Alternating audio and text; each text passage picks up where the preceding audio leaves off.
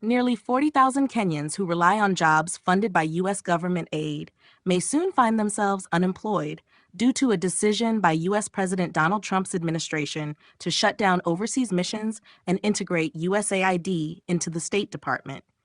This restructuring is set to hit Kenya's health sector particularly hard, with thousands of doctors, nurses, midwives, and community health workers expected to lose their jobs.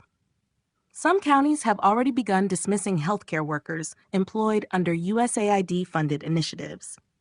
The effects are already being felt, and if the situation remains unchanged, it could lead to a severe shortage of medical personnel, further straining an already overstretched healthcare system.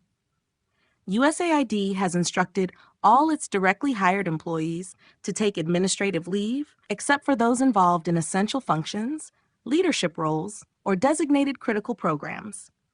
This directive has sparked serious concerns, particularly in the fight against HIV/AIDS.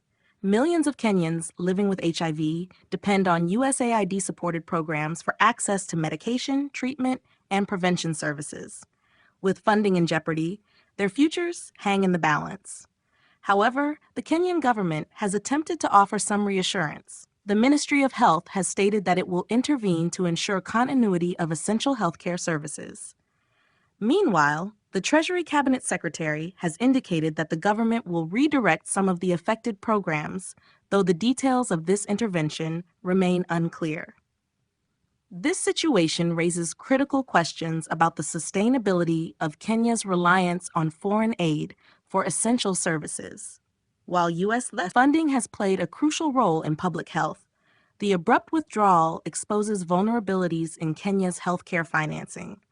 Should the government have had a contingency plan in place, and how will the affected individuals, both healthcare workers and patients, navigate this disruption?